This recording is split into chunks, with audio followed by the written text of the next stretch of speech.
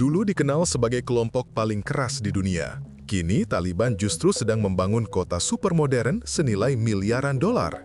Dari tambang litium hingga proyek raksasa Kabul New City, Afghanistan berubah drastis. Tapi tunggu dulu, apakah ini awal kejayaan baru atau justru rencana besar yang akan runtuh sebelum selesai?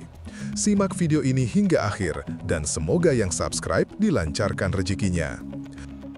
Ketika Taliban kembali menguasai Kabul pada Agustus 2021, dunia terdiam. Banyak yang membayangkan Afghanistan akan kembali ke masa kelam, masa ketika hukum ditegakkan dengan cambuk dan dunia menutup pintu diplomasi. Namun yang terjadi belakangan ini justru di luar dugaan. Dalam waktu singkat, rezim yang selama 2 dekade identik dengan perlawanan bersenjata itu menampilkan wajah baru. Wajah yang berbicara tentang pembangunan, infrastruktur, dan kemandirian ekonomi. Taliban yang dulu dikenal lewat retorika perang, kini berbicara tentang kanal, rel kereta, dan kota modern. Mereka menata ulang peran mereka dari kelompok gerilya menjadi pengelola negara. Langkah-langkah ini tak sekedar simbol politik, tetapi juga pesan kuat kepada dunia bahwa mereka bukan lagi pasukan di balik senapan, melainkan kekuatan yang ingin diakui dalam tatanan ekonomi global. Di tengah skeptisisme internasional, Taliban mencoba membuktikan bahwa pemerintahan mereka tidak hanya bertahan dengan kekuatan militer, melainkan dengan kemampuan membangun. Di setiap proyek yang mereka mulai, terselip upaya merebut kembali legitimasi, bukan hanya di mata rakyat Afghanistan, tapi juga di mata dunia yang selama ini memandang mereka dengan curiga.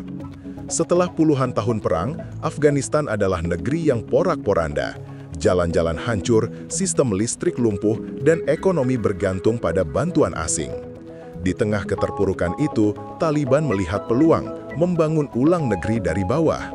Namun ambisi mereka jauh melampaui perbaikan dasar. Mereka ingin mengubah posisi Afghanistan dari negara korban perang menjadi pusat ekonomi yang menghubungkan Asia Tengah dan Selatan. Dalam pandangan Taliban, kekayaan terbesar Afghanistan bukan pada minyak atau emasnya, melainkan geografinya. Negara ini terletak di antara Iran, Pakistan, Cina, dan bekas Republik Soviet, sebuah persimpangan strategis yang selama ini terabaikan karena perang. Kini, Taliban ingin memanfaatkan posisi itu sebagai kekuatan baru. Mereka ingin menjadikan Afghanistan jembatan ekonomi Asia, penghubung jalur perdagangan, energi, dan logistik lintas benua. Ambisi ini bukanlah mimpi kosong. Sejak 2022, berbagai rencana pembangunan diumumkan secara terbuka, dari proyek kanal, bendungan, hingga rel kereta lintas negara.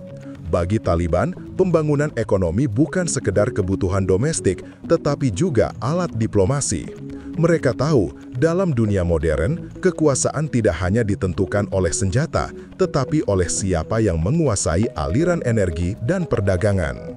Di tengah gurun tandus Afghanistan bagian utara, sebuah proyek kolosal sedang digarap, Kanal Kostepa. Kanal ini disebut-sebut sebagai proyek irigasi terbesar dalam sejarah modern Asia. Panjangnya mencapai ratusan kilometer, membentang dari Sungai Amu Darya hingga ke jantung wilayah Balkh dan Jauzan. Tujuannya sederhana namun monumental, menghidupkan kembali tanah mati. Kanal ini dirancang untuk mengalirkan sekitar 20% aliran Sungai Amu Darya, menciptakan sistem irigasi bagi lebih dari 500.000 hektar lahan. Jika berhasil, lahan pertanian Afghanistan akan bertambah sepertiga dari total luas sebelumnya. Bagi Taliban, ini bukan sekedar proyek air, ini adalah proyek kedaulatan pangan. Mereka ingin Afghanistan tidak lagi bergantung pada impor gandum atau beras dari negara tetangga. Namun proyek besar ini juga memunculkan ketegangan. Negara-negara hilir seperti Uzbekistan dan Turkmenistan khawatir akan berkurangnya suplai air untuk pertanian mereka. Meski begitu, Taliban tetap melangkah, menyebut proyek ini sebagai simbol kebangkitan nasional. Di setiap meter tanah yang digali, tersimpan harapan bahwa Afghanistan dapat memberi makan rakyatnya sendiri, sesuatu yang belum pernah dicapai selama puluhan tahun. Air bukan satu-satunya fokus. Taliban menyadari bahwa energi adalah kunci kemandirian ekonomi. Di berbagai wilayah, mereka mempercepat pembangunan bendungan dan pembangkit listrik tenaga air. Salah satunya adalah bendungan Bakhshabat di Provinsi Farah, serta proyek-proyek kecil lainnya di Kunar dan Nuristan. Tujuan utamanya adalah menciptakan pasokan listrik stabil yang selama ini menjadi masalah utama di Afghanistan. Selama bertahun-tahun, lebih dari separuh listrik Afghanistan diimpor dari negara tetangga seperti Uzbekistan dan Tajikistan. Ketergantungan itu membuat ekonomi rapuh dan biaya energi melambung. Taliban ingin mengakhirinya dengan memanfaatkan sungai-sungai besar di utara dan timur. Setiap bendungan yang dibangun tidak hanya menyediakan listrik dan irigasi, tetapi juga menjadi alat tawar politik. Dengan menguasai sumber air dan energi, Taliban memegang kendali atas dua elemen vital yang juga dibutuhkan oleh negara-negara tetangga. Hal ini memberi mereka posisi tawar baru dalam hubungan regional. Tak heran, banyak pengamat menyebut strategi ini sebagai geopolitik air, cara Taliban menukar kekuatan alam menjadi kekuatan diplomatik. Selain membangun dari dalam, Taliban juga menatap keluar. Mereka memahami bahwa untuk benar-benar bangkit, Afghanistan harus kembali menjadi bagian dari jaringan perdagangan dunia. Salah satu langkah paling ambisius adalah proyek kereta api Trans-Afghanistan, senilai hampir 5 miliar dolar. Jalur sepanjang 573 km ini akan menghubungkan Uzbekistan di utara dengan Pakistan di selatan, memangkas waktu pengiriman barang dari 35 hari menjadi hanya 4 hari. Di sisi lain, proyek pipa gas TAPI yang melibatkan Turkmenistan, Afghanistan, Pakistan, dan India kembali dihidupkan setelah tertunda 2 dekade. Pipa sepanjang 1.800 km itu akan menyalurkan 33 miliar meter kubik gas alam per tahun, menjadikan Afghanistan koridor energi utama di kawasan. Sementara proyek listrik Kasa 1000 memungkinkan aliran listrik dari Kirgistan dan Tajikistan ke Afghanistan dan Pakistan, memperkuat jaringan energi lintas batas. Gabungan proyek-proyek ini bukan sekedar infrastruktur fisik, ia adalah simbol integrasi, upaya Taliban menghubungkan kembali Afghanistan yang selama puluhan tahun terisolasi akibat perang. Dengan rel, pipa, dan kabel listrik, mereka mencoba menjahit kembali robekan ekonomi regional, menjadikan negeri mereka bukan lagi perbatasan konflik, tetapi jantung konektivitas Asia Tengah. Di balik gunung-gunung gersang yang mengelilingi Kabul, Taliban tengah menyiapkan proyek yang tampak seperti mimpi di tengah reruntuhan perang, Kabul New City. Proyek ini dirancang sebagai simbol peradaban baru Afghanistan, sebuah kota metropolitan modern yang direncanakan dapat menampung hingga 3 juta penduduk.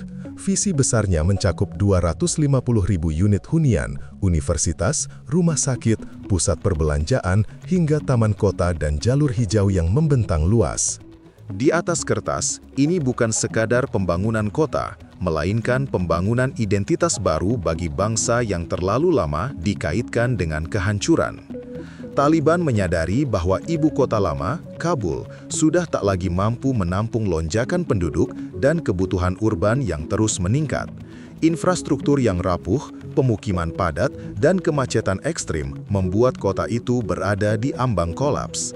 Maka, Kabul New City dihadirkan bukan hanya sebagai solusi arsitektural, tapi juga simbol regenerasi, mengubah wajah negara yang dulu identik dengan perang menjadi lambang kemajuan.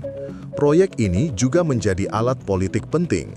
Dengan menampilkan visi pembangunan jangka panjang, Taliban berusaha meyakinkan rakyat dan dunia bahwa mereka bukan hanya pemerintahan transisi, tetapi kekuasaan yang punya arah dan rencana. Walau banyak yang skeptis, langkah ini berhasil memunculkan satu hal yang jarang terdengar di Afghanistan, harapan. Di antara debu dan puing, muncul bayangan sebuah masa depan yang lebih teratur, lebih manusiawi, dan lebih modern. Di balik proyek-proyek raksasa yang menjulang, ada satu rahasia yang menopang ambisi Taliban, kekayaan mineral Afghanistan. Di bawah tanah negeri itu tersimpan harta karun senilai triliunan dolar, litium untuk baterai mobil listrik, tembaga untuk industri global, emas, dan unsur tanah jarang yang menjadi komoditas vital dunia modern. Selama bertahun-tahun, kekayaan ini terkubur akibat perang. Kini Taliban melihatnya sebagai sumber kehidupan ekonomi baru. Mereka mulai menertibkan, memajaki, dan menasionalisasi sebagian operasi tambang. Salah satu yang paling mencolok adalah tambang tembaga Mes Aynak yang kini dioperasikan oleh perusahaan Cina setelah tertunda lebih dari 15 tahun. Dengan jaminan keamanan dari Taliban, proyek itu kembali berjalan, sebuah tanda bahwa mereka memahami pentingnya kepercayaan investor asing meski secara politik belum diakui secara resmi oleh dunia. Pendapatan dari sektor tambang inilah yang kemudian digunakan untuk membiayai pembangunan jalan, terowongan, dan proyek energi. Dalam praktiknya, Taliban menciptakan siklus ekonomi baru. Hasil tambang membiayai infrastruktur, dan infrastruktur mempermudah eksploitasi tambang berikutnya. Perlahan, mereka mengubah sektor sumber daya alam yang dulu dikuasai kelompok bersenjata menjadi mesin ekonomi negara. Namun, di sisi lain, langkah ini juga menimbulkan kekhawatiran. Apakah kekayaan itu benar-benar akan menyejahterakan rakyat atau justru menjadi sumber kekuasaan baru bagi segelintir elit di pemerintahan Taliban? Satu hal yang paling mencolok dari Taliban era baru adalah perubahan pola pikir. Jika dulu mereka mengandalkan ideologi agama sebagai sumber legitimasi, kini mereka berpindah pada strategi ekonomi dan geopolitik sebagai sarana bertahan hidup. Dengan posisi geografis yang menghubungkan 5 negara besar, Iran, Pakistan, China, Uzbekistan, dan Tajikistan, Taliban menyadari bahwa Afghanistan bisa menjadi simpul perdagangan yang tak tergantikan. Mereka membangun hubungan diam-diam dengan Beijing yang tertarik pada akses terhadap sumber daya litium. Mereka juga membuka negosiasi dengan Islamabad dan Teheran untuk memperluas jalur perdagangan lintas perbatasan. Semua langkah ini menunjukkan perubahan mendasar. Taliban kini berpikir seperti negara, bukan sekedar gerakan. Mereka memahami bahwa di era global, kekuasaan dibangun bukan hanya dengan senjata, tetapi dengan konektivitas, energi, dan ekonomi. Di mata dunia, ini adalah pergeseran besar. Kabul tidak lagi hanya dilihat sebagai kota yang dilanda perang, tetapi mulai dipandang sebagai pusat tawar-menawar baru di Asia Tengah. Namun, di balik semua strategi itu, tetap ada keraguan. Seberapa jauh Taliban bisa mengimbangi tuntutan dunia modern tanpa kehilangan jati dirinya? Meski narasi pembangunan yang diusung Taliban terdengar menjanjikan, rintangan besar menanti di setiap langkahnya. Stabilitas politik dalam negeri masih rapuh. Banyak pejabat teknis dari rezim sebelumnya telah pergi, meninggalkan kekosongan keahlian dalam birokrasi. Di sisi lain, keterasingan diplomatik membuat Afghanistan sulit mengakses bantuan finansial internasional. Dunia masih menolak mengakui pemerintahan Taliban dan sanksi ekonomi membatasi transaksi luar negeri. Selain itu, ketimpangan sosial terus mengancam.